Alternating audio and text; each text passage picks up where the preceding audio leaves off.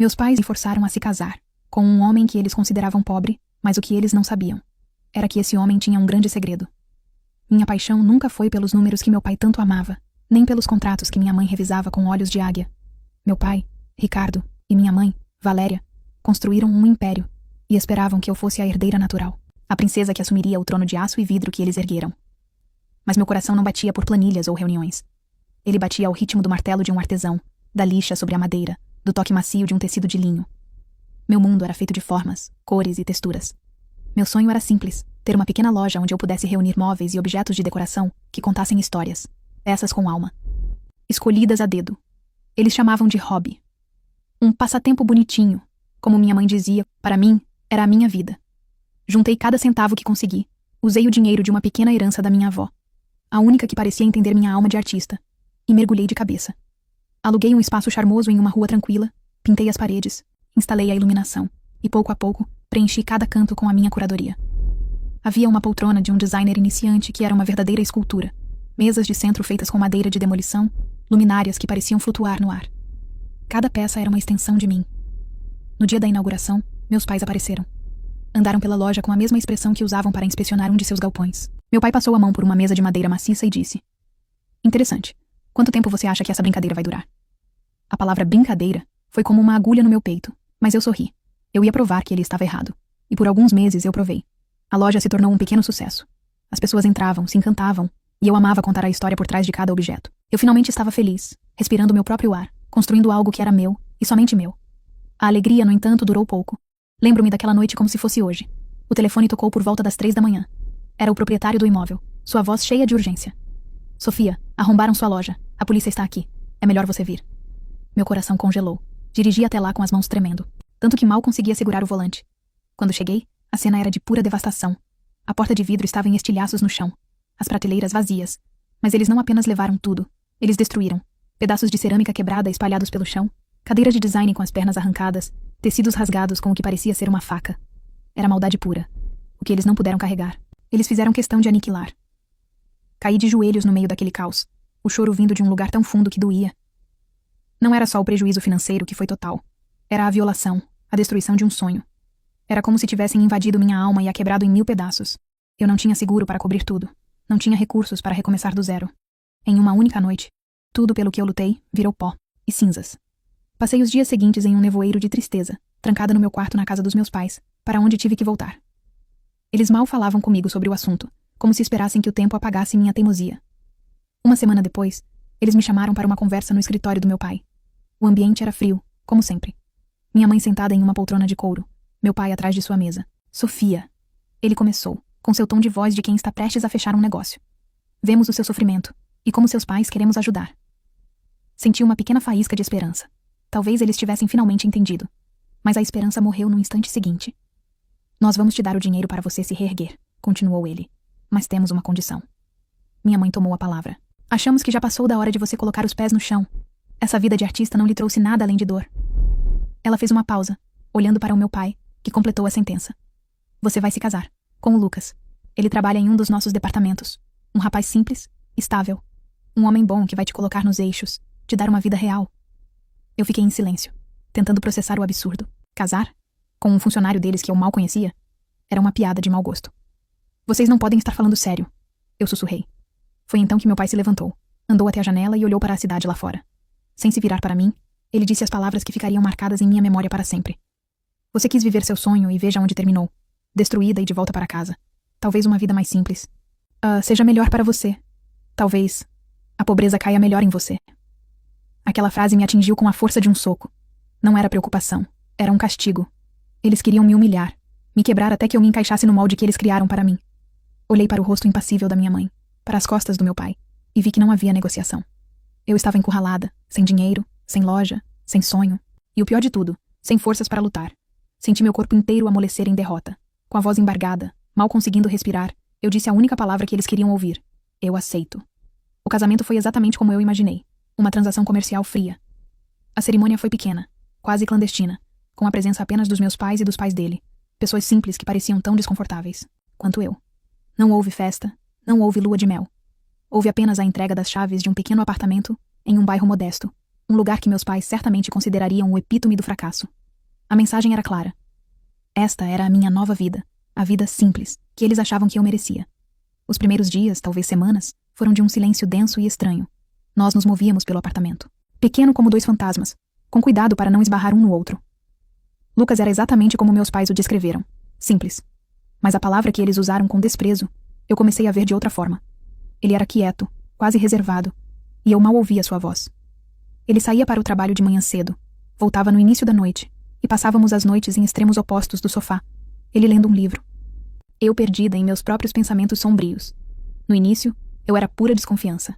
Achava que ele era um espião dos meus pais, um carcereiro disfarçado de marido, enviado para garantir que eu estava cumprindo minha sentença. Mas aos poucos, comecei a notar pequenas coisas. Eu mal comia, e um dia cheguei na cozinha e encontrei um prato de comida coberto sobre a mesa, ainda morno. Na manhã seguinte, havia uma xícara de café esperando por mim, do jeito que eu gostava. Ele nunca dizia nada, apenas fazia. Não havia cobrança em seus gestos, apenas uma gentileza silenciosa, uma espécie de respeito pela minha dor que eu não esperava. Ele me dava espaço. Um espaço que nem eu mesma sabia que precisava. A barreira entre nós começou a ruir em uma noite particularmente ruim. Eu estava sentada no chão da sala, no escuro, passando por fotos da minha primeira loja no celular. As lágrimas começaram a cair silenciosamente pelo meu rosto. Eu não percebi que ele havia entrado na sala até que ele se sentou no chão, a uma distância respeitosa. Ele não disse, vai ficar tudo bem, ou qualquer outro clichê vazio. Ele apenas ficou ali, em silêncio, e depois de um longo tempo, perguntou com a voz baixa. Como ela se chamava? Fui pega de surpresa. Ninguém havia me perguntado isso. O quê? Eu disse com a voz embargada. A loja. Qual era o nome dela? Ele repetiu. Alma. Eu respondi, um soluço escapando. Porque ela tinha a minha. E então, pela primeira vez, eu comecei a falar. Falei por horas. Descrevi cada peça, cada canto, a sensação da madeira sob meus dedos, a alegria de ver o rosto de um cliente se iluminar. Falei sobre a violação, a raiva, a tristeza avassaladora. E ele ouviu. Ele não me interrompeu, não me julgou. Ele apenas ouviu, com uma atenção que eu nunca recebi dos meus pais. Quando terminei, exausta e vazia, ele olhou para mim, seus olhos gentis refletindo a luz fraca da rua que entrava pela janela. Eu tenho umas economias, ele disse de repente. Não é muito, de verdade. Mas eu estava aguardando para uma oportunidade. Talvez dê pra gente começar de novo. Algo menor, talvez em um lugar mais barato, só pra não deixar a alma morrer. Eu o encarei, atônita. Um homem forçado a se casar comigo, um estranho que não me devia absolutamente nada, estava me oferecendo suas economias para reconstruir meu sonho desfeito. Não era uma esmola com condições, como a dos meus pais. Era uma oferta de parceria. Naquele momento, vendo a sinceridade em seu rosto, a faísca de esperança que eu pensei estar morta e enterrada, reacendeu. Era pequena, frágil, mas estava lá. Eu chorei de novo. Mas desta vez não foi só de tristeza. Foi de um tipo de gratidão tão profunda que doeu. Nas semanas seguintes, uma transformação aconteceu. Nós nos tornamos uma equipe. Encontramos uma lojinha ainda menor, que precisava de muita reforma. Nós mesmos fizemos o trabalho. Lixamos o chão, pintamos as paredes, montamos prateleiras que compramos de segunda mão. Havia dias em que estávamos cobertos de tinta, comendo pizza sentados no chão, rindo do desastre que éramos como operários. Pela primeira vez em muito tempo, eu estava rindo. E ele também. Descobri que Lucas tinha um sorriso fácil e um senso de humor seco que me encantava. A loja se tornou nosso projeto, um símbolo da nossa aliança inesperada. Quando abrimos as portas, sem nenhuma cerimônia, o sentimento foi diferente. Era menor, mais humilde, mais forte. Porque não era só meu, era nosso. O negócio começou a engrenar de novo. Eu me sentia viva, e o apartamento pequeno já não parecia uma prisão, mas um lar. O casamento forçado estava se transformando em algo que eu não ousava nomear. Algo baseado em companheirismo e respeito mútuo. O pesadelo, porém, estava longe de acabar. Cerca de 2 meses após a inauguração, o telefone tocou no meio da noite. A mesma chamada, o mesmo tom de urgência. Meu sangue gelou. Corremos para a loja, e a cena era uma repetição cruel do passado. Porta arrombada, tudo levado. Tudo. O dinheiro de Lucas, nosso trabalho duro, nossa esperança recém-construída. Tudo se foi. Desta vez, eu não tive forças para chorar. Eu apenas fiquei parada, olhando para o vazio. Um sentimento terrível se apossando de mim. Era uma maldição. Eu era amaldiçoada, e estava arrastando aquele homem bom comigo para o fundo do poço. Naquela noite, o silêncio voltou ao nosso apartamento, mas era um silêncio pesado, carregado de derrota e desespero. Eu não consegui dormir. A certeza de que eu estava destinada ao fracasso me sufocava. Pela madrugada, levantei para beber um copo d'água e vi uma fresta de luz vindo do pequeno quarto que usávamos como escritório. A porta estava entreaberta. Curiosa, empurrei-a silenciosamente, e o que vi me deixou paralisada. Lucas não estava olhando planilhas da empresa do meu pai. Ele estava sentado em frente a 3 monitores grandes, todos exibindo gráficos complexos, linhas coloridas e números, que piscavam e se moviam em uma velocidade alucinante. A intensidade em seu rosto era total. Aquele não era o equipamento de um simples funcionário. Aquilo era outra coisa, algo que eu não compreendia, mas que irradiava poder e dinheiro. Assustado com o barulho da porta rangendo, ele se virou e me viu ali, parada, com os olhos arregalados de choque e confusão. O segredo estava exposto. Fiquei parada na porta, o coração batendo descompassado no peito. O homem na minha frente, com o rosto iluminado pelo brilho azulado das telas, parecia um completo estranho. O Lucas que eu conhecia era o homem quieto que lia livros no sofá, o companheiro gentil que pintou paredes ao meu lado. Aquele homem na cadeira, comandando um universo de números que se moviam como um enxame de insetos digitais, era outra pessoa. Era alguém com poder, com um foco que beirava o perigoso. Ele se virou na cadeira, e o pânico em seus olhos durou apenas um segundo antes de ser substituído por uma resignação cansada. Ele passou a mão pelo rosto, e com um clique, todas as telas ficaram pretas. O silêncio voltou a preencher o cômodo, mas agora era um silêncio cheio de perguntas. Lucas, o que é tudo isso? Minha voz saiu como um sussurro. Ele suspirou, um som longo e pesado. Senta, Sofia. Por favor. Eu me aproximei hesitante, e me sentei na beirada de uma pequena poltrona no canto. Eu devia ter te contado antes. Ele começou, sem me olhar diretamente, encarando as telas escuras. Me desculpe. Ele fez uma pausa, como se procurasse as palavras certas. O emprego na empresa do seu pai é uma fachada. Eu o mantenho há alguns anos para ter uma rotina, para parecer normal. Normal? Repeti, a palavra soando absurda. O que é isso, então? Isso, ele disse gesticulando para os monitores. É o meu verdadeiro trabalho. Ou era. Eu sou um investidor. Opero no mercado financeiro. Comecei há muitos anos com quase nada. Tive sorte. Talvez um pouco de talento e... Bom, as coisas deram muito certo. Ele finalmente olhou para mim. Eu não preciso trabalhar, Sofia. Não no sentido tradicional. Há anos que eu poderia ter parado. A revelação me atingiu como uma onda. A ironia era esmagadora. Meus pais me forçaram a casar com um homem que eles consideravam pobre para me ensinar uma lição sobre humildade. E esse homem era, na verdade, absurdamente rico. Uma parte de mim se sentiu enganada. Por que você não me disse? Por que me deixou acreditar nisso tudo? As perguntas saíram. Porque era real, ele disse, se inclinando para a frente, sua voz ganhando intensidade. Aquele dinheiro era de uma conta separada, um dinheiro que eu considerava minhas economias de verdade. Eu não queria chegar e simplesmente resolver tudo com um cheque. Se eu te contasse a verdade, como você reagiria? Você acreditaria em mim? Ou pensaria que eu era como seus pais, usando dinheiro para controlar as coisas? Eu vi como você lutou pela sua independência. Eu queria ser seu parceiro, não seu patrocinador. Eu queria construir algo com você, de verdade. Queria sujar minhas mãos de tinta com você. E nós fizemos isso. Aquilo foi a coisa mais real que eu fiz em anos. Suas palavras desmontaram minha raiva e a substituíram por uma compreensão avassaladora. Ele não mentiu para me enganar. Ele simplificou a vida para se proteger. Ele, que tinha tudo, escolheu viver de forma simples para fugir exatamente do mundo que me sufocava. E o mais importante, ele não apenas me deu seu apoio, ele desceu para o meu nível, compartilhou minha luta, sentiu minha dor e minha alegria, quando poderia ter assistido a tudo de camarote. Meu coração, que estava pesado de derrota, começou a se encher de uma emoção nova e poderosa. Não era apenas gratidão ou companheirismo, era admiração. Ele viu a mudança em meu rosto. Levantou-se e veio até mim, ajoelhando-se na minha frente. Sofia, eu vi a dor nos seus olhos nas duas vezes. A primeira foi crueldade do destino. A segunda foi um ataque. Não foi aleatório.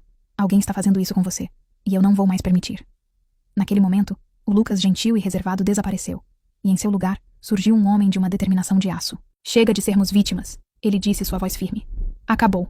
Desta vez nós faremos do jeito certo, do meu jeito. No dia seguinte, tudo mudou. Lucas assumiu o controle. Ele usou seus recursos e contatos para alugar uma loja espetacular em uma das áreas mais nobres e movimentadas da cidade. Um lugar com o qual eu nunca ousaria sonhar. Mas o foco principal dele era um só: segurança. Esta loja, ele me disse, enquanto arquitetos e engenheiros entravam e saíam, será uma fortaleza. E foi. Ele não poupou um único centavo. As vitrines foram feitas com vidro laminado anti-vandalismo. As portas eram de aço reforçado com fechaduras eletrônicas biométricas. Havia câmeras de alta definição em todos os ângulos, dentro e fora, gravando 24 horas por dia. Sensores de movimento, de pressão, de quebra de vidro. E o mais importante, um sistema de alarme silencioso, conectado diretamente a uma empresa de segurança privada de elite e à central da polícia, com um tempo de resposta garantido de menos de 3 minutos. Enquanto ele construía a fortaleza, eu cuidava da alma. Com um orçamento praticamente ilimitado, eu pude finalmente dar vida a todas as minhas visões. Encomendei peças de designers internacionais, viajei para encontrar artesãos, ou exclusivos, e criei um espaço que era a mais pura expressão da minha paixão. Era elegante, sofisticado e, ao mesmo tempo, acolhedor. Era a loja Alma, renascida das cinzas, mais forte e mais bonita do que nunca. Nós trabalhávamos juntos, em uma sintonia perfeita. Ele era o escudo, eu era o coração. Nossa parceria, agora forjada na verdade, era inquebrável. Na noite anterior à grande inauguração, e ficamos parados no meio da loja silenciosa e iluminada. Era perfeita. Uma obra de arte. Mas nós dois sabíamos que era também uma armadilha. Uma isca irresistível para quem quer que estivesse tentando me destruir. Eu não sentia medo. Sentia uma calma gelada, uma expectativa. Olhei para Lucas, que tinha um brilho predatório no olhar. Um brilho que eu passei a amar. Desta vez, não éramos as presas assustadas esperando o ataque. Nós éramos os caçadores. E o nosso banquete estava servido. A inauguração da terceira loja foi um evento. A história das duas primeiras, a tragédia e a resiliência, de alguma forma vazou para a imprensa local, e as pessoas estavam curiosas. O resultado foi um sucesso imediato, muito maior do que eu poderia sonhar. A loja estava sempre cheia, os negócios iam de vento em popa, mas nem eu nem Lucas relaxamos. Vivíamos em um estado de calma vigilância. Todas as noites, antes de dormir, ele ativava o sistema de segurança pelo tablet ao lado da cama. Nós sabíamos que era uma questão de tempo. A nossa isca era boa demais para ser ignorada. A noite chegou cerca de 3 meses depois. Estávamos em casa, assistindo a um filme, quando o tablet de Lucas apitou suavemente. Não foi um alarme barulhento, apenas uma notificação silenciosa. Ele pegou o aparelho, abriu o aplicativo da segurança, e seu rosto ficou sério. Começou, ele disse calmamente. Ele virou a tela para mim. Em uma imagem nítida, em preto e branco, vinda de uma das câmeras externas, vimos uma van sem identificação parar do outro lado da rua. 3 homens saíram. Meu coração acelerou. Mas o medo era diferente desta vez. Era misturado com adrenalina. Lucas tocou em um botão na tela, que alertava a empresa de segurança e a polícia de que estávamos cientes e monitorando uma invasão em andamento. Nós assistimos, como se fosse um filme de suspense, os homens forçando a porta dos fundos. Vimos a dificuldade deles, a frustração ao tentarem quebrar o que não quebrava. Finalmente, eles conseguiram arrombar a fechadura secundária e entraram. No instante em que o primeiro pé tocou o chão da loja, as luzes internas se acenderam com força total, ofuscando-os. As portas de aço desceram silenciosamente, selando todas as saídas. Eles estavam presos. Nas telas, vimos o pânico tomar conta deles. Correram para a frente, para trás, batendo nas portas e no vidro, sem sucesso. Menos de 2 minutos depois, múltiplas viaturas da polícia, sem sirenes, cercaram o quarteirão. Vimos pelas câmeras os policiais se posicionando. A rendição foi rápida e patética. Fomos para a delegacia. O alívio de vê-los presos era imenso, mas a pergunta ainda queimava dentro de mim. Por quê? Eu perguntava a Lucas, enquanto esperávamos em uma sala fria. Por que odiar tanto uma simples loja de móveis? Horas se passaram. Finalmente, um delegado com um olhar cansado entrou na sala. Eles confessaram, disse ele, indo direto ao ponto. Não foi um assalto comum. Eles foram pagos. Pagos para realizar os 3 assaltos. Senti o ar faltar nos meus pulmões. Lucas segurou minha mão com força. Pagos por quem? Ele perguntou. Sua voz era gelo puro. O delegado suspirou, pegou um copo de água e olhou para mim com uma espécie de pena. Senhora, os ladrões disseram que o mandante queria quebrar o seu espírito. Fazer com que você desistisse do seu negócio e voltasse para casa. Ele fez uma pausa, e então proferiu a sentença que destruiu o mundo que eu conhecia. O homem que os pagou foi o seu pai, Ricardo. O som na sala desapareceu. Eu não chorei, não gritei. Senti um frio profundo se espalhar pelo meu peito. Um vazio onde meu coração deveria estar. Cada peça do quebra-cabeça se encaixou com uma clareza doentia. A crueldade do primeiro assalto, a repetição do segundo, a frase dele ecoando na minha cabeça.